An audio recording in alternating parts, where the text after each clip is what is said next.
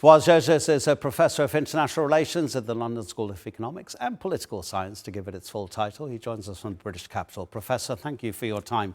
Is this become a zero-sum game in terms of the protesters' demands and the government's reaction, or is there some common ground to be found? You know, Adnan, my reading that despite the polarization, despite the bloodshed, despite the anger that we have seen in the past 2 weeks, the situation really is not as binary as many of us would like to believe. Iran is deeply divided between a significant segment of the population that really would like to change the oppressive status quo. And we've seen him multiple times in the past few years. And also a significant segment that support the revolutionary state. So you have the population is deeply divided, and within the regime itself, the Iranian regime is not a monolith, as many in the West would like us to believe. There are key elements, either within the regime or around the regime, who have been calling for a paradigm shift, both domestically and internationally.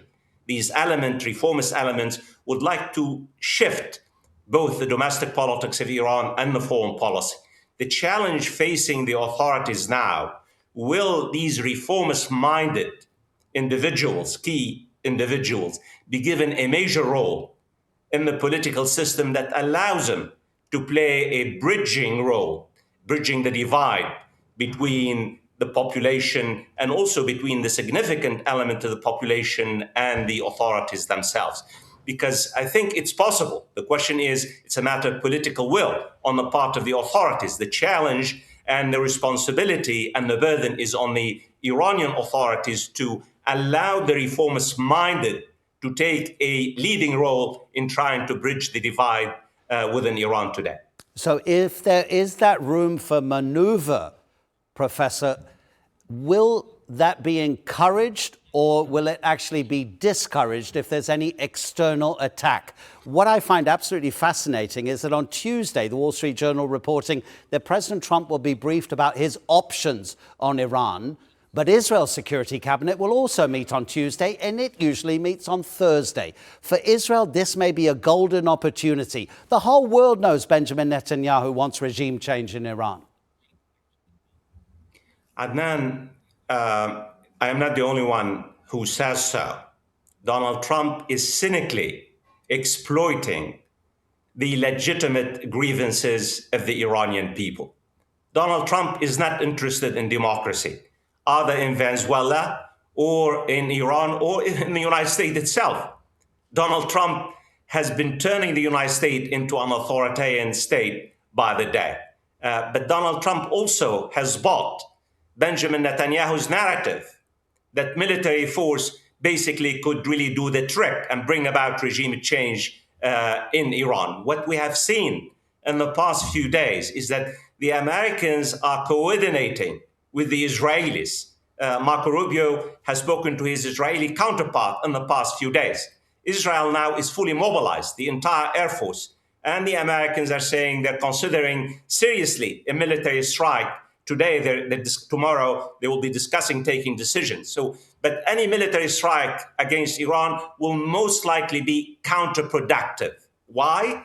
Because it could delegitimize the legitimate opposition and allow the hardliners within the Iranian regime to portray the protesters as rioters and traitors and agents of foreign powers, the United States and Israel. We haven't heard many opposition figures in Iran doing interviews with foreign media. Are they visible at all? Because there needs to be, doesn't there, some kind of central focus as a figure. And Reza Pahlavi, the crown prince, Donald Trump won't even meet him. He has been criticized in Iran. People, sure, are shouting his name. Many people are saying, why would we want a return of the monarchy? We want a democracy. You know, Adnan, just to give your viewers a kind of a context background, this particular wave of protest is leaderless, unlike previous protests in 2022 and others. You have no leaders who are basically standing up. What's dangerous about this particular wave of protest for the regime is that it's really demographically diverse. So you have workers, you have merchants, you have the bazaars, you have students, you have middle class, and you have professionals, and there are no leaders. So what you have now is that Riza Pahlavi, the son of the Shah, has been trying to co-opt the protesters and trying to promise him that basically he will return to Iran. But all we know, everything we know about Iran, Adnan, is that the Iranians do not really want the return of the Pahlavi dynasty. The Shah of Iran was not a democrat. He was a ruthless dictator. What the Iranian people want really is basically, they want their basic living standards to improve. They want a less oppressive system.